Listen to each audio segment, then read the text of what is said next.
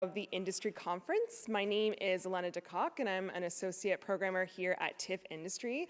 I'd like to especially welcome you to Foundations, our conference's newest programming stream for new and emerging filmmakers from around the globe.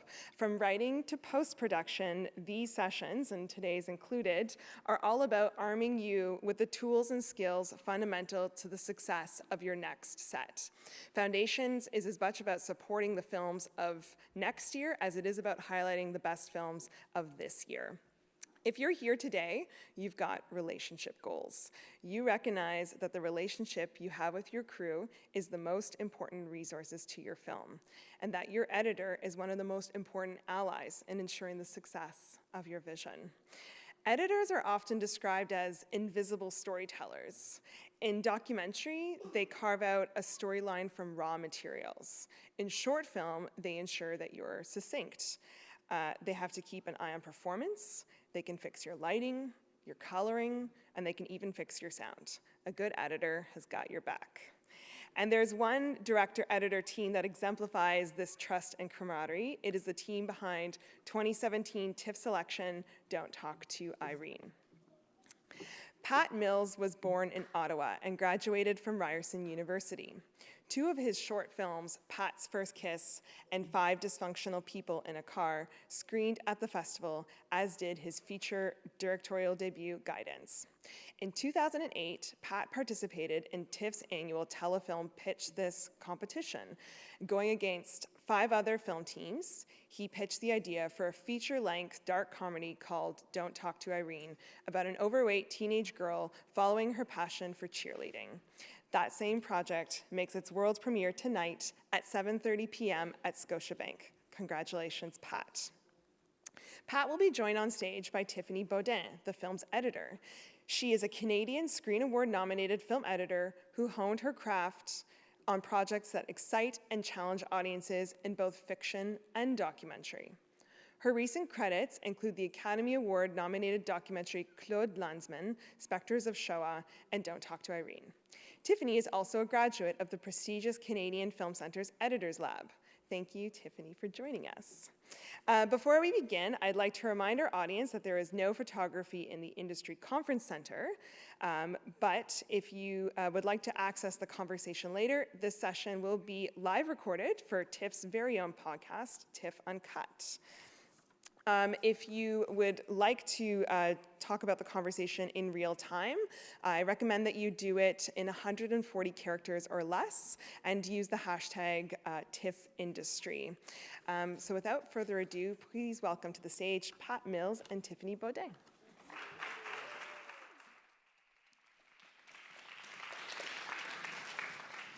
You're there?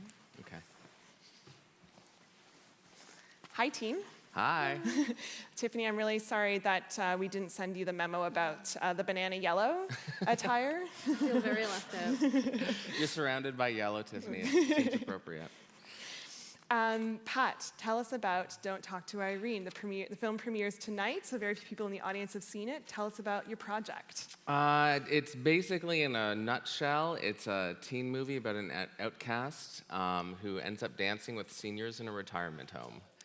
And we spent a lot of time in the edit. We shot it last spring and edited from like June until locking picture was December, January. So about 6 months in the edit is what we took. But yeah. Is that a typical editing time, 6 months? I think for a feature, I think so, but we really had to push to have longer because it always gets rushed towards the end, which we can go into. And Pat, this project is based on a short film. Can you talk to us a little bit about that? It was actually based on a short film that never got completed. So in 2007, I think, I had made this short, and Tiffany edited that, but we never finished it, and I think it's because it was too complicated to be a short, and we knew that it wouldn't work as a short. So I ended up just developing it into a feature, and I used clips from the short film to get interest. And when I pitched it at Pitch This 9 years ago, I used a clip from it. So, but that's like shot a short to have a 1 minute clip to help raise money for the future. But Tiffany, do you want to talk about how you got involved in the short and then the feature of Don't Talk to Irene? Well, Pat and I have actually known each other for almost 20 years. We're both from Ottawa, and we met at a video co-op called Saw Video in like 1999 or 8. Yeah, so, and I guess we like kind of kept in touch a little bit since then. Oh, right, because I edited was that your first short? Yeah, Babysitting after Andy? university. So we met at Saw Video, which is an artist-run center, and Tiffany was in a youth program, and it was my summer job while I was in film school. And I think that we were kind of weirdos who I feel like smoked back then. Yeah. So we became like smoking friends. Yeah. And then we bumped into each other after seeing Girl Interrupted in 1999 at the Scotiabank, where we're premiering tonight. And then you ended up at the Film Center. Yes. And Allison, my producer, who might be here, she ended up working with you. She was working at the She was CFC at that working at the year. CFC, Yeah. okay. And she recommended you to cut a short that I did called Babysitting Andy. And so that was in 2008. So our first working relationships, it started 10 years ago? It's 2008, 10 years ago? I can't even. Almost. Okay. So you're friends for 10 years and then started as collaborators after 10 years of friendship. Yeah, but really, we didn't really know. I think doing a short is completely different than doing a feature, because when it's like you're going to work, but you're only spending time with one person in one room. So if you can imagine spending 8 hours a day with just one other person, solving all of the problems that you created on set. So it's like it becomes a very intense relationship, because the way that I kind of look at shooting a film versus the edit is it's kind of like you're a teen party, and shooting the movie is like everyone's having fun, everyone's having a great time, spilling beer all over the place, puking, and then when you get to the edit, you have to clean up before your parents get home, and you have to make it look perfect. So that's the way that I look at it. I like that. Yeah, thank you.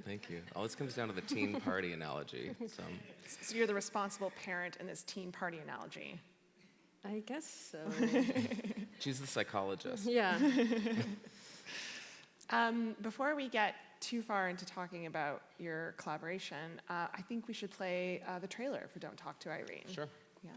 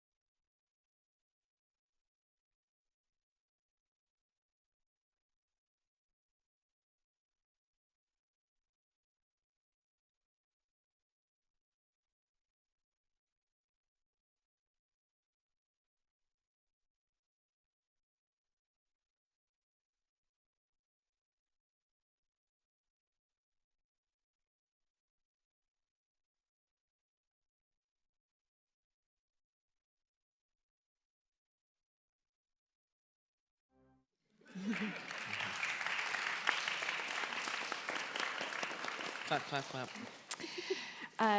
Okay, so you've shot your film.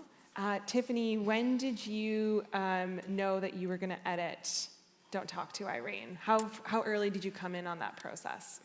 I think they approached me because they were originally supposed to shoot, you guys were supposed to shoot about 8 months before you ended up shooting. You're supposed to shoot in October. And they had asked me to edit it, and then it got delayed because of casting. So I feel like the script was still, I don't know if I actually didn't read the script until just before they shot it, so.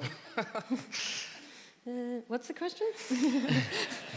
How early in the process did you come on board as editor for Don't Talk to Irene? I think it was over a year before we shot, because we pushed several times because we couldn't find the girl to play Irene. We looked everywhere.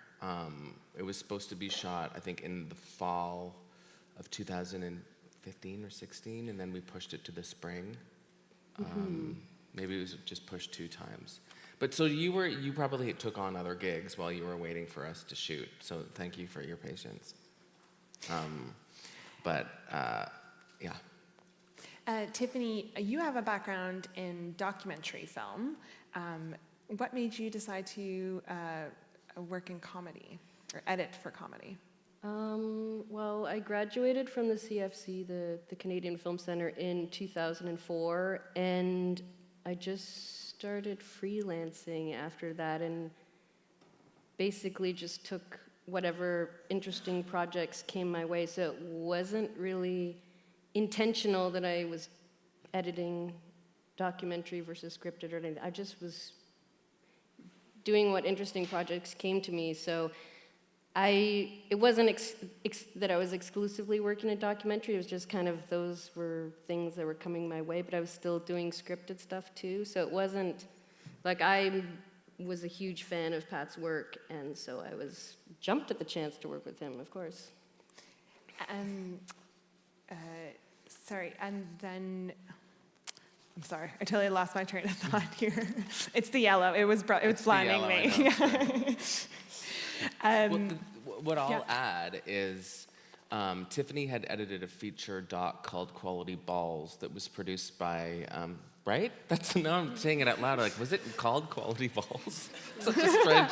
But then it's the colon, the David Steinberg. The David Steinberg story. Yeah. So you're not just saying a weird random statement, yeah. And Allison, one of the producers of Don't Talk to Irene, who produced Guidance, my last film too, had worked with Tiffany on that. And essentially, she was saying that Tiffany needs a co-director credit because she really shaped the story in the edit, because you were really in there alone without the director and really shaped the story. And with documentary, you've got so much footage, I would imagine, more than we had, to really figure out, different acts in the documentary. And like Allison was really like, Tiffany could just she can go off on her own and edit something and create something amazing. And just having the director in the room will just make that even better. But like, she knew that you were capable from doing this documentary where the editor or the director isn't always in the room. Yeah, I feel like in documentary you work more on your own, more independently a lot. So it sounds like not only was there trust built up from 10 years of friendship, there was trust built up from this recommendation from Allison that you knew that you could trust Tiffany fully and completely with your footage. Yeah, I think we're also like, it's so important, I think, to be on the same general page as each other, and I feel like we have a lot of similar tastes and sensibilities. Just as a crude example, that we're both seeing Girl Interrupted on opening night in the year 1999, so I feel like that is like a foundation from which to build, that you just are kind of on the same vague page as each other. I think it's really important for the director and the editor to have the same taste. Because if you have a different sense of humor or a different sensibility, or it's just gonna get fucked up personally, because then they're gonna be cutting it. They're gonna find things in the edit funnier than you will, and vice versa, and then you're just gonna kind of do something a bit bland. But if you laugh at the same things, it's a lot easier, especially if you're cutting something that's like light and comedic, like Don't Talk to Irene. Yeah. Were there conversations early on about comedy styles, like between you two, before the edit started? I feel like your script is like, to me, it's like so clear, the comedy and the intention of it, that I don't know if we talked too much about that. I know that before we shot, I sent people film, like similar films of a same world, like Election and like Romy and Michelle, and Welcome to the Dollhouse, and those kinds of movies. I don't know if I sent that to you. I Or think we talked about it. them. Yeah. So, yeah. Yeah, but I feel like your intention with the film was very clear, and there wasn't too much ambiguity about what the tone or style of comedy was. And Tiffany, did you visit this? A year before that shoots that you're going to be the editor. Did you go on set? Did you participate in the shoot in any way? I didn't go on set, actually, because they were shooting in Hamilton, and I was assembling in Toronto. But I'm thinking now that maybe if the opportunity would be to edit on set, it might be a good idea, just because there's I feel like, let's pretend and Irene, like Pat could finish a shoot day, then come visit me, and we could look through dailies, or just be like a much more open And communication between seeing like he can actually get an idea of what's happening on set. and what the problems are. Yeah. And know to be aware of them. Because I think that one of the problems with our footage is it took a while for you to get There's a the little footage. delay. There's a bit of a delay. And so I remember having a conversation with Tiffany, like, okay, how does everything look? Because she was actually cutting it. I would watch dailies, but not actually seeing how it like cuts together.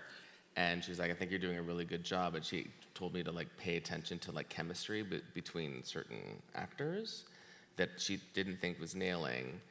We were nailing on set, which is something that you wouldn't really know until you start cutting. And like you're so wrapped up on set that you can watch dailies, you're exhausted, but your brain's not working because you've been like directing for 12, 13 hours, you know? So. And you've also like kind of seen the footage in that capacity when you're shooting it. So it's like brings a different element if it's cut together. Yeah.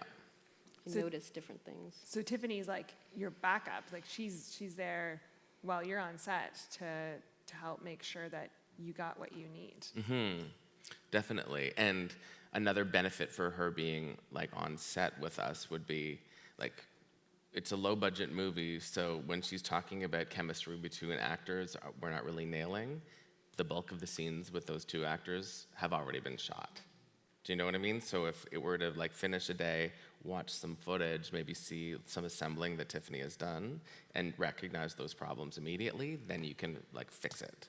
But we had a problem where two actors had met on set and they didn't have great chemistry because one of the actors was maybe a bit more intimidated by the other one, but the other one was also sick and like having naps between takes. So they didn't get a chance to get comfortable with each other because they had no bonding before. And that just becomes a problem in the edit, and it's not anybody's fault because they're a bad actor. It's just they aren't comfortable with each other yet.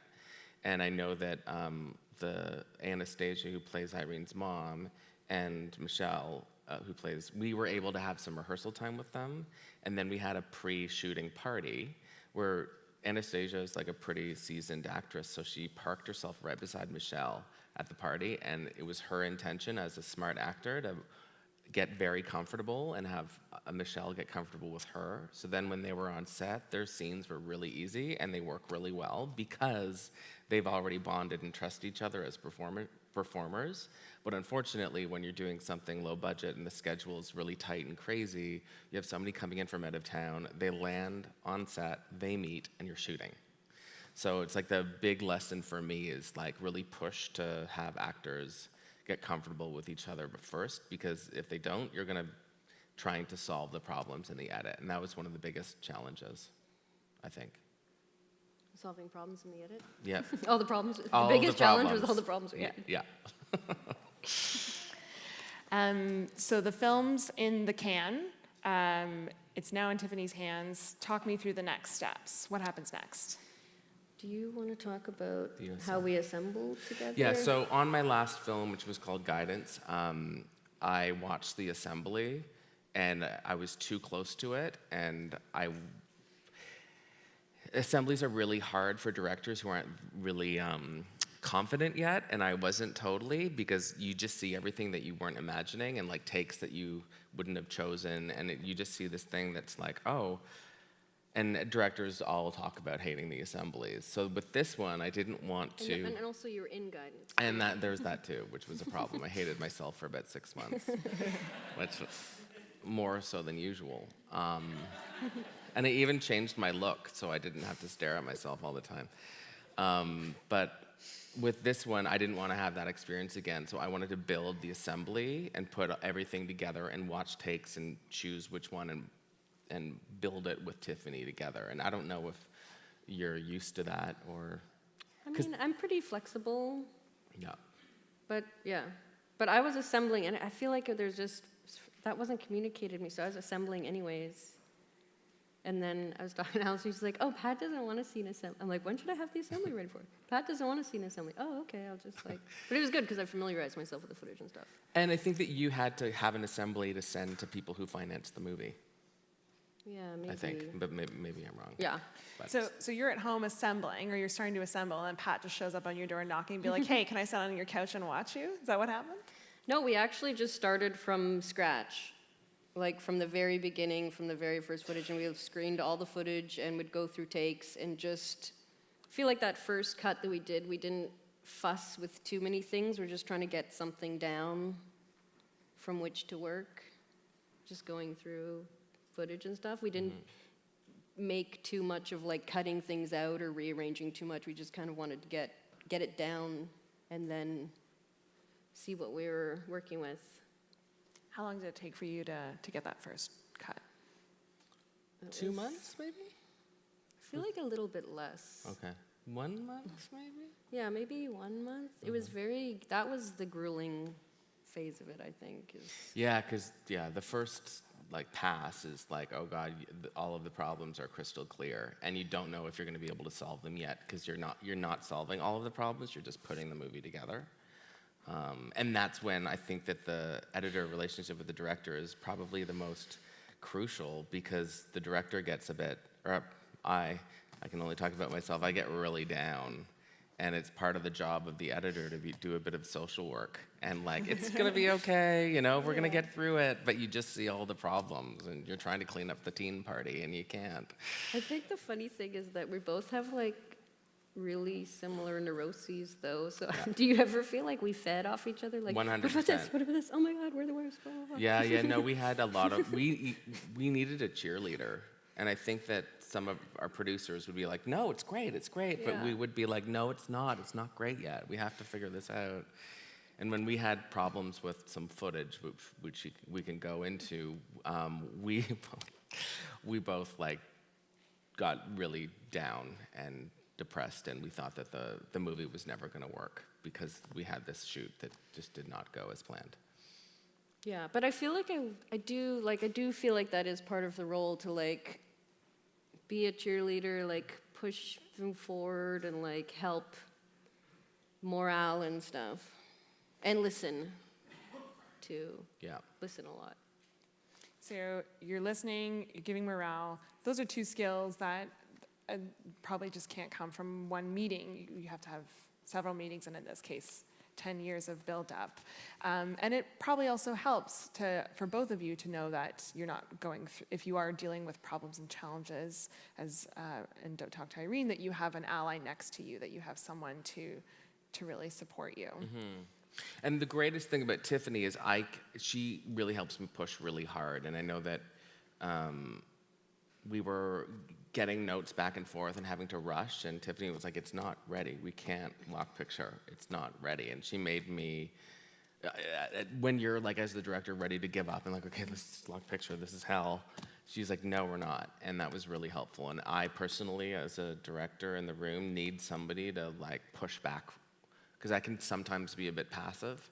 So it helps to have somebody a bit more aggressive, fighting for what your vision is. Even though you're at the point where I'm almost done the marathon and I just want to drink my Gatorade in the corner and not cross the finish line. Yeah.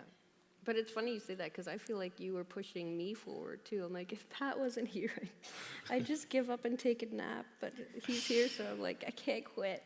And then we had naps together. Remember that? Yeah. And smoke breaks too. Yeah. But no smoke breaks because we don't smoke anymore. Yeah.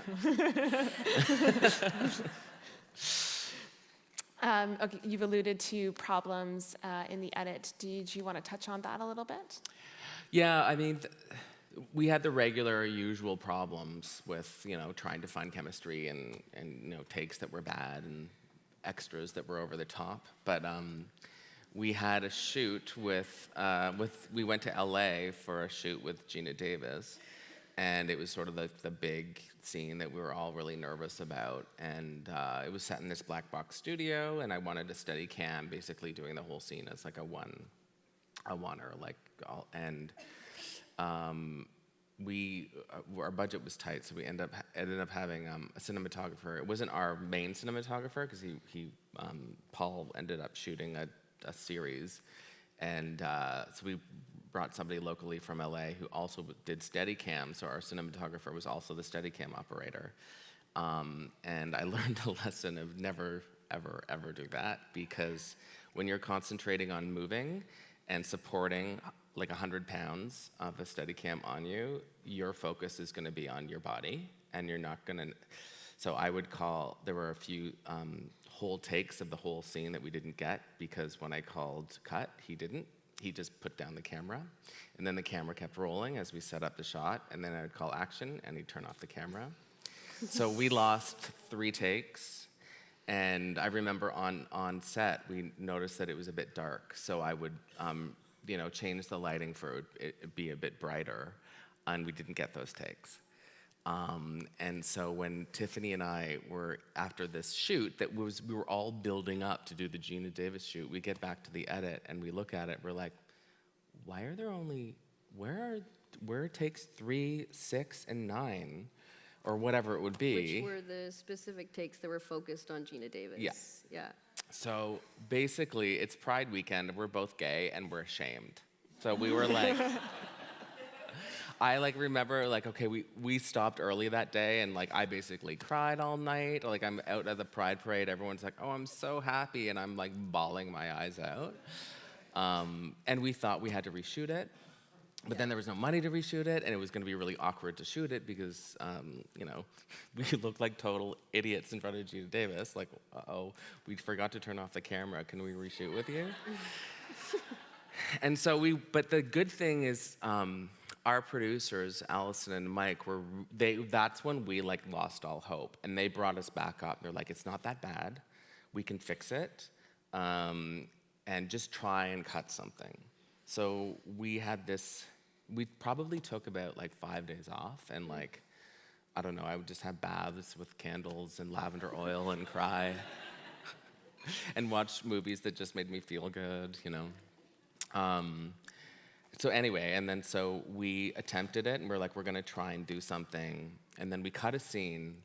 We did a test screening, and pretty much we didn't mention anything about that shoot, and everyone was like, did people like the Gina Davis scene? They're like, yeah, they loved it. They all loved it. So then we thought, well, maybe we're overthinking it, and maybe it's not that bad. And it wasn't that bad. In the end, it didn't turn out. I feel like that scene we were tweaking up until the very end. It's true. Just to get it right. Mm-hmm. Because it was dark, and my intention was to do a Steadicam throughout the whole thing, and we discovered that we couldn't do that because Gina was so dark in some of it that we had to cut out certain lines of dialogue in that scene. But the problem, it was a choreographed interpretive dance, and it needed to match. It wasn't. So it was really tricky to find a part where her hands are here, but we cut out the dark line here, and then we do a wide shot, and it ended up working out, but it was sort of a miracle. But that was probably the darkest I've felt in a long time. And to Pat's credit, it was so dramatic when we discovered that those takes weren't shot, but Pat was just like, okay, let's stop for lunch and then think about this later. You were so calm and collected, at least. I'm the kind of person that if you're in the middle of the storm, I say, everything's going to be fine. We're going to survive this, even if we're not. Do you know what I mean? So, Tiffany, how many cuts of the film, so this is the first cut, and then you're discovering these problems in the second cut. So how many cuts total did you make of Don't Talk to Irene? We had 3 test screenings, but we didn't have the first test screening until maybe the first cut after the assembly, Yeah. would you say? So maybe there was like 4 or 5 major cuts, would you say? Yeah. And if I'm not mistaken, you did the test screenings in cinema, which is something that you convinced Pat to do for this film. We had the majority of the test screenings in a very small theater with maybe 10 to 15 people. Yeah, I feel like watching the film in the edit suite is, when you see the film with some kind of an audience outside of the edit suite, it really gives you, even without their commentary at the end, you can kind of feel what's working and what isn't, and whether the audience is engaged or not. So I feel like that in itself, just for your own, for your own perspective, you can get a new sense of how the cut is working, and then on top of that, you like get comments and have a discussion afterwards. So I feel like that was really helpful that we did that. And one thing that I learned, we didn't end up I ended up taping it, but we didn't but if you're Oh, doing yeah. something that's a bit comedic, record the test screening in audio and then place that on the timeline in the edit so you can actually hear where people are laughing and you know what's working, right? Yeah, because we would actually take notes during things like, oh, this joke isn't working, like we need to tweak this somehow. Because I feel, yep. Yeah.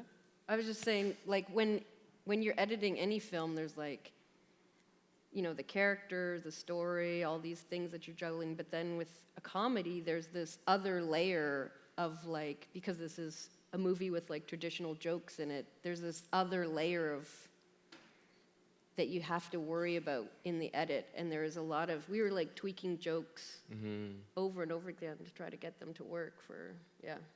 And I think in an earlier past, we were like, it's got to be snappy and funny, and we cut out a lot of air in between lines just to be, and then it was like, the only people who would be able to pay attention to it would be people on speed, because they would be at the same level of it. So we had to like let it breathe a little bit more and actually make it a bit more grounded. And in the edit, we cut a lot of jokes out of it, and it became more of a cuter, more feel-good movie in the edit than what it could have been.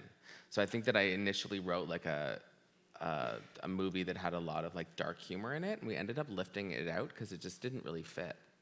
And that's another thing, is you kind of really find the real tone in the edit, and it could have been a lot darker, but it wouldn't have been as good, if that makes sense.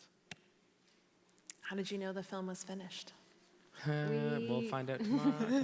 We really, I feel like the end part of the process was really, because, you know, there were deadlines, so it was like very frenetic, stressful last, like maybe 2 weeks, so it was really, it was very stressful, yeah. It was actually crazy because we were, Erica Procunier, our composer, was doing the score while we were locking picture, and we were going back and forth until like 3:30 in the morning, several nights in a row, seeing if where the music would fit in, and like going back and forth, giving notes, like sending files on Dropbox. It was completely crazy because it was like, we thought we had the luxury of more time, and then all of a sudden we had to lock picture because our post house could only slot us in like for one or 2 weeks to do the color correct or whatever it was. So then it was like, I thought we had more time, then all of a sudden we're rushing, and it felt crazy. It was crazy. And really unfortunate because I felt like we thought we had more time towards the beginning of the edit, and we kind of took time off. I went away for a week just to get out of it, and I wish I hadn't, because had I known I was gonna like come back and then it was gonna be like racing to a finish line that you didn't want to get to. You know, it was a little tricky. And it was really stressful, and like another thing about Tiffany and I is we're both creatures of habit, and we would eat the same thing every day, and I got gout. Yeah, we ate Subway every day for like 2 months. Don't do it, because I got gout. And then I got it again. So I got gout twice while editing this movie, so. So Pat would like hobble upstairs to the edit suite, Take a Percocet. take a Percocet. That was Like he your literally Percocet. couldn't walk, and then we'd stay up till like 5 o'clock in the morning trying to lock pictures. So Yeah, and then I would like limp out of there and like get an Uber because I couldn't actually move. Yeah. Anyway. So we didn't actually know that the film was done. We just sort of ran out of time. Yeah.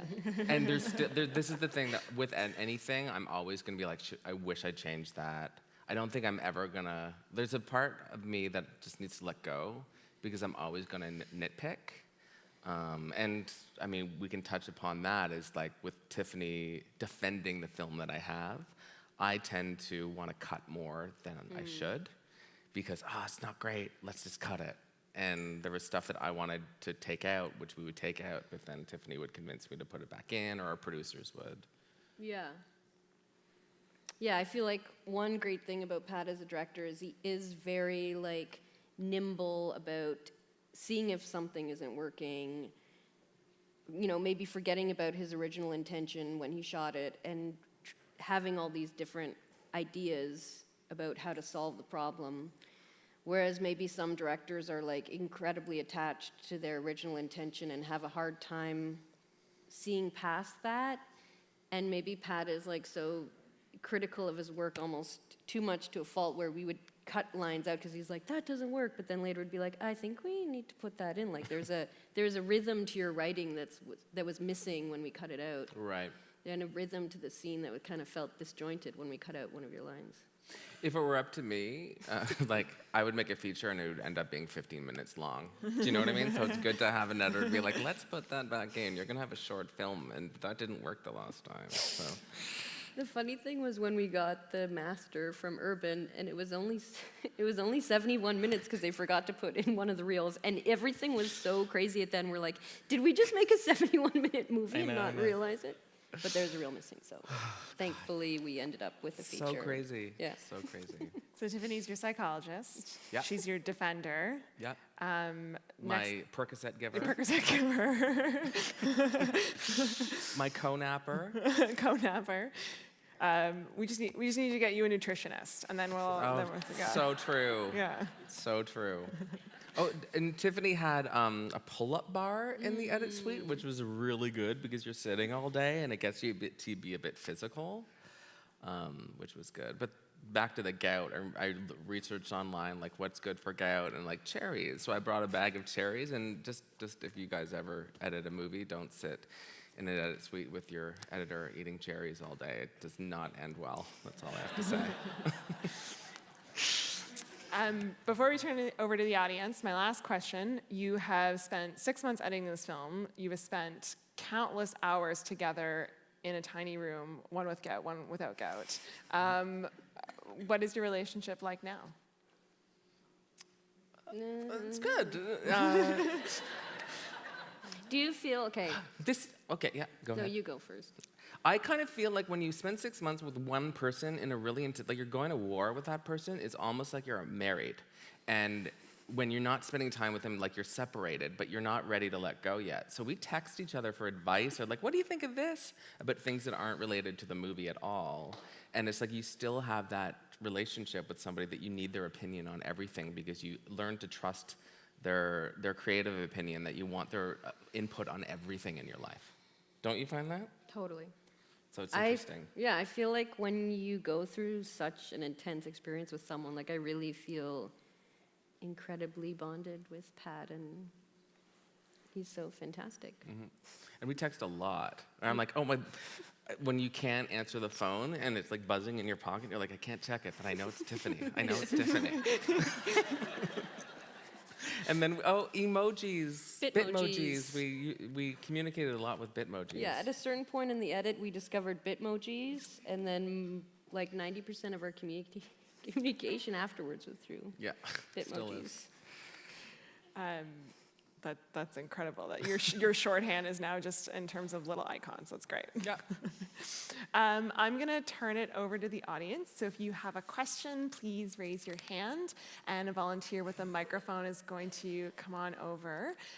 There's a gentleman over there in blue with the first question. Hey, I love Guidance. It was really great. Oh, thanks. Super funny. I was just wondering how you guys filter through the feedback. Do you like take the feedback and then edit it and test it out, or do you just say, no, we don't want to try it? Like, how do you approach feedback from like people close to the project? I feel like whenever we'd have a screening, we would compile all the notes, and then we would sleep on them.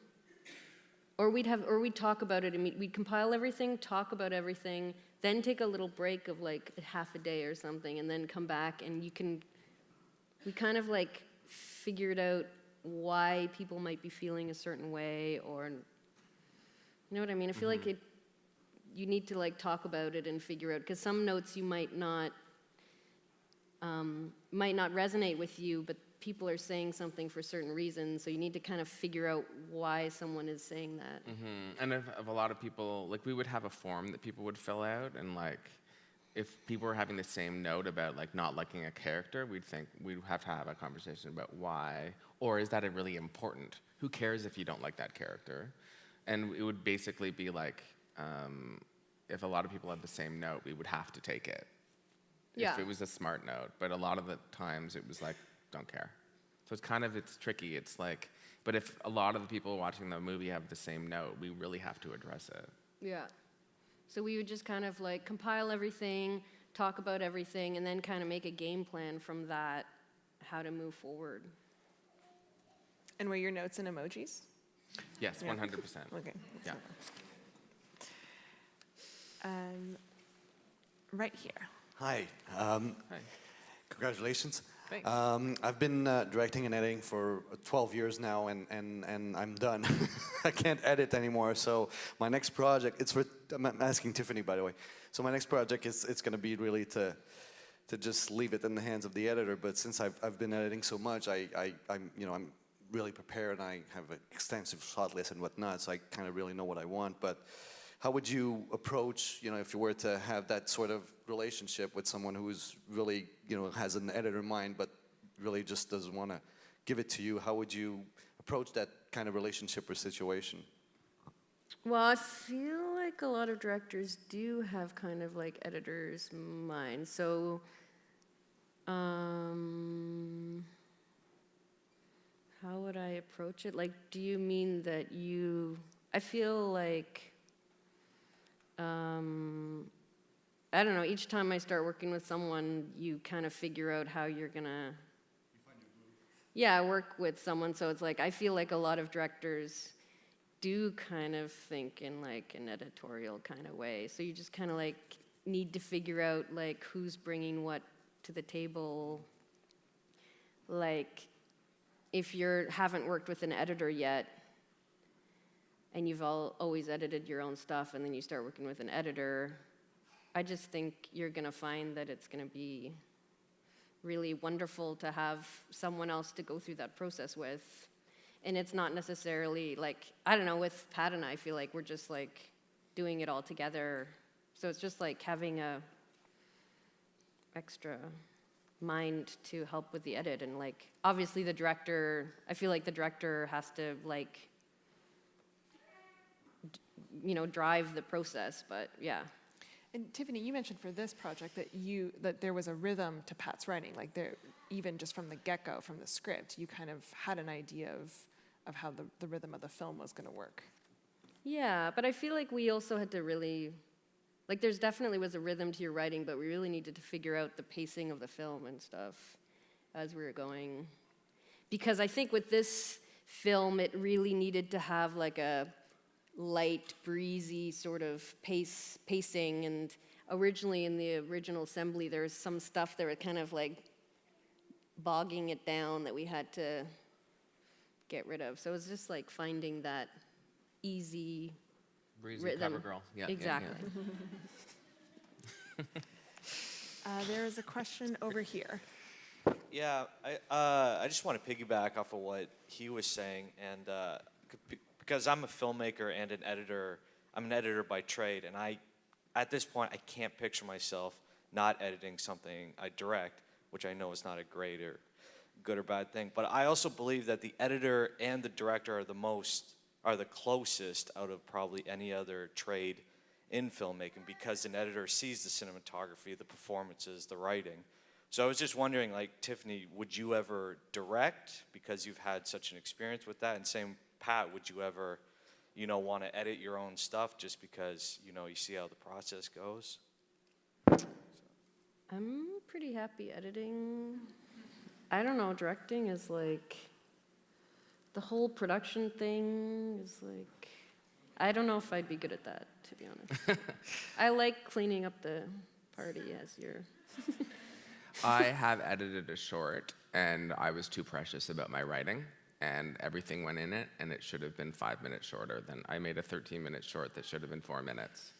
And that was my fault, editing my own work. So you need somebody else to help you. Yeah, but And I hate editing. Like, it's my Yeah. least favorite part of the process. And I warned Tiffany, I'm like, just so you know, I hate editing. It's really long. All I see are like how I'm a terrible person, and you see the movie that you wish you didn't make, and you have to fix it. Basically, that's how I hate. So I would never be an editor. I don't know how you do it. I think it's like so rewarding, though. Don't you find it to be such a rewarding part of the process?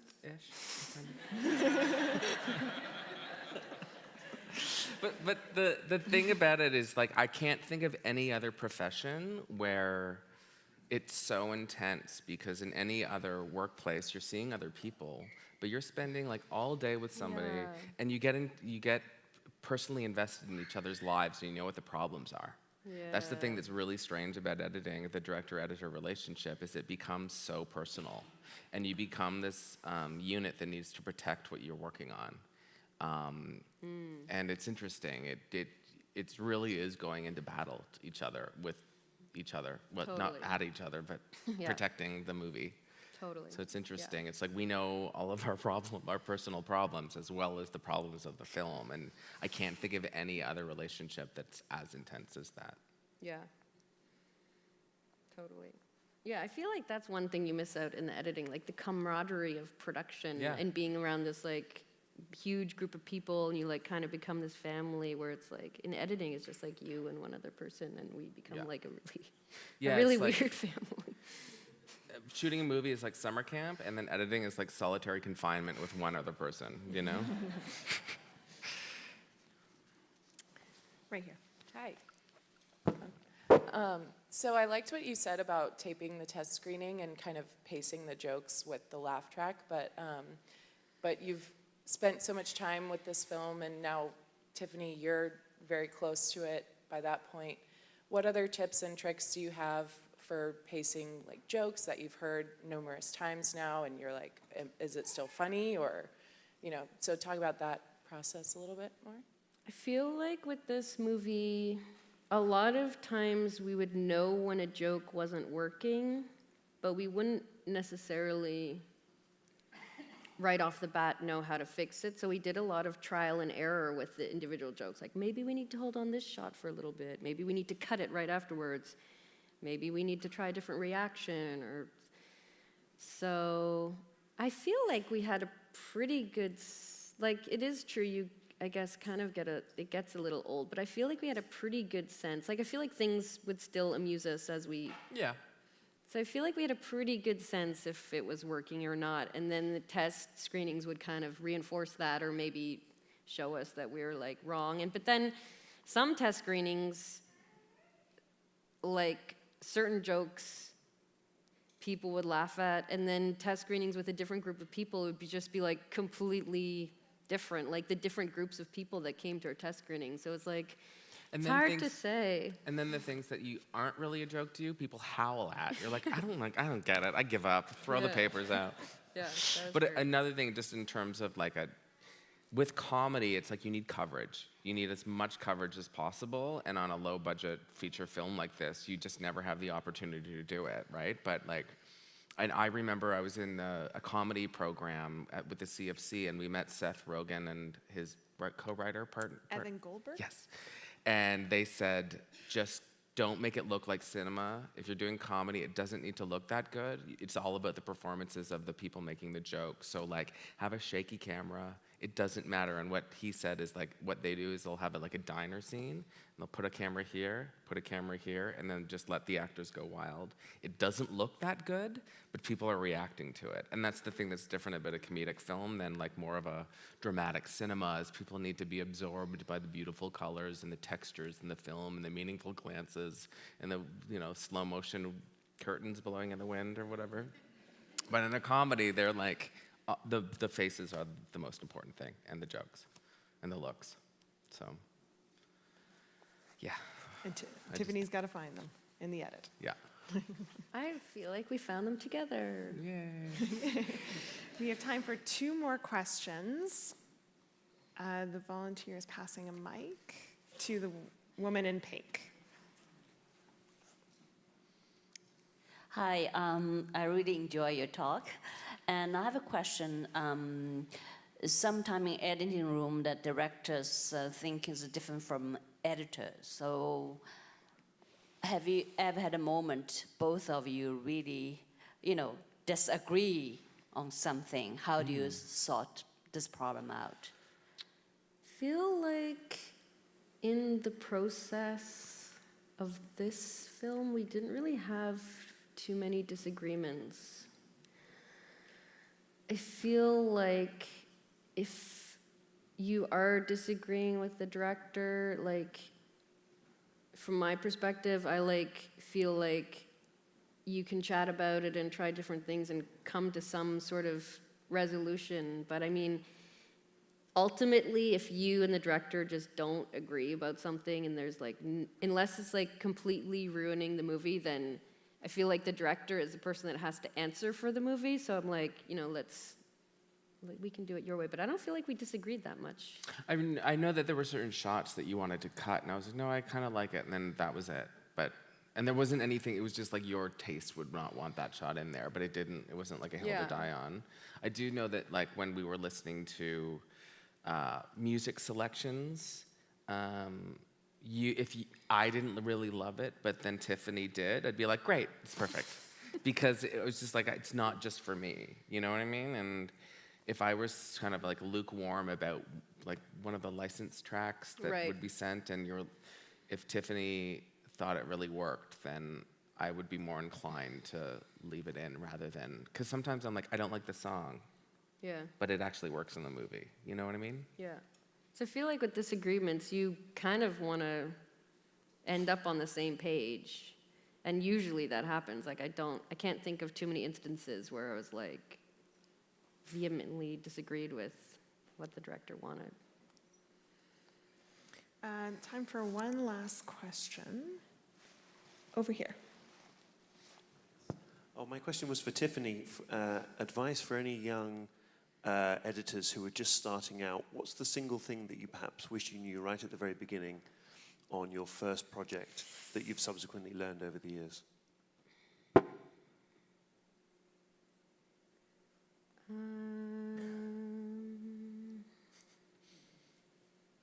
Well, Tiffany thinks maybe Pat, you could answer that question, but for directors. Oh my God, I just kind of spaced out and it didn't pay. I'm like, oh, it's not for me. I'm just gonna.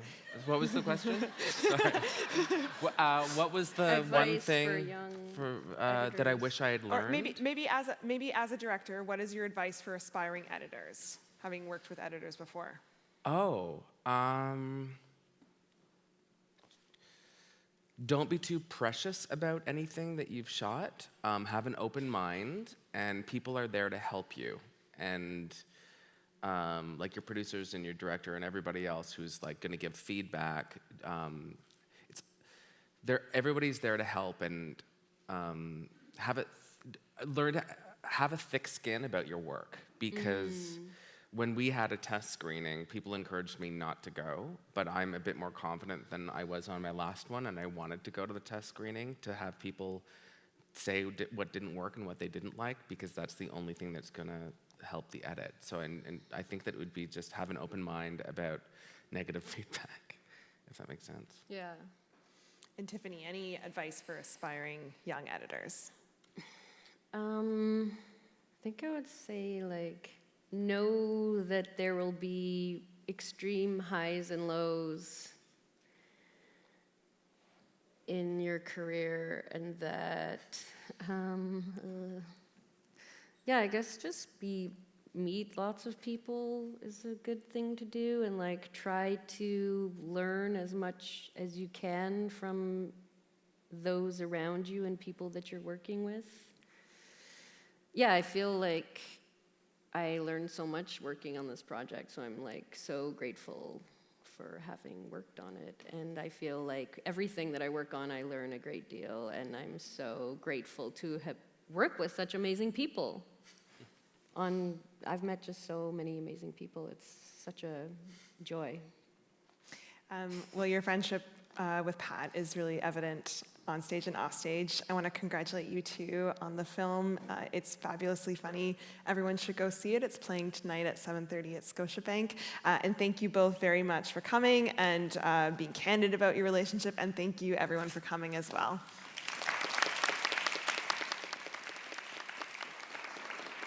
Thank you all so much. Elena, great job. Fantastic. Everyone go find your creative tribe right now. That's what this is all about.